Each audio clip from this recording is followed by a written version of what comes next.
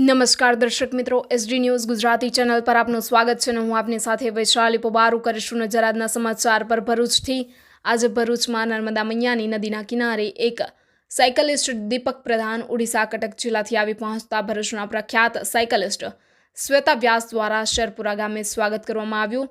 દીપક પ્રધાન એક સાડીની દુકાનમાં કામ કરે છે અને આ 12 જ્યોતિર્લિંગની અને 4 ધામની સાયકલ યાત્રા કરવા માટે એમને એમની દુકાનમાંથી 3 મહિનાની રજા લીધી અને આ પ્રવાસે નીકળ્યા છે। અત્યાર સુધીમાં દીપકભાઈએ 3200 કિલોમીટરની સાયકલ યાત્રા કરી ચૂક્યા છે અને આખું ભારત લગભગ 7000 કિલોમીટર ફરી અને તેઓ આ સાયકલ યાત્રા દરમિયાન જે પણ યુવાઓ એમને મળે છે એમને મોબાઈલનો ઓછો ઉપયોગ કરવો અને વધુમાં વધુ ફિઝિકલ ફિટનેસ પર ધ્યાન આપવું એના પ્રત્યે એ જાગૃતિ ફેલાવે છે। ભરૂચના શ્વેતા વ્યાસની શુભેચ્છા મુલાકાત દરમિયાન દીપકભાઈએ જણાવ્યું કે તેઓ 4 ધામ અને 12 જ્યોતિર્લિંગની પોતાની આ સાયકલ યાત્રા દરમિયાન આપણા ભારત દેશની સમૃદ્ધિ માટે પ્રાર્થના કરે છે અને વધુમાં વધુ યુવાઓ પોતાના સ્વાસ્થ્યનું ધ્યાન રાખે એ માટે એ લોકોને જાગૃત કરે છે।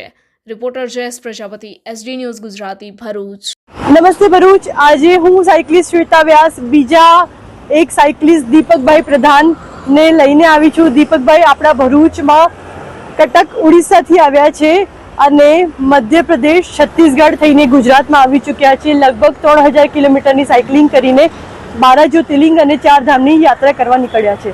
તો દીપકભાઈને આપણે પૂછીએ કે આ यात्रा एमनो उद्देश्य શું છે। हाँ जी दीपक भाई बताइए। नमस्ते, मैं दीपक प्रधान फ्रॉम कटक उड़ीसा। चारों धाम 12 ज्योतिर्लिंग दर्शन के लिए मैं आज 1.5 महीना हो गया निकलते हुए, और 1.5 महीने में मैं जहाँ भी दर्शन के लिए निकलता हूँ, जहाँ भी पहुँचता हूँ, बस जैसे कि शांति और समृद्धि के लिए प्रार्थना करता हूँ।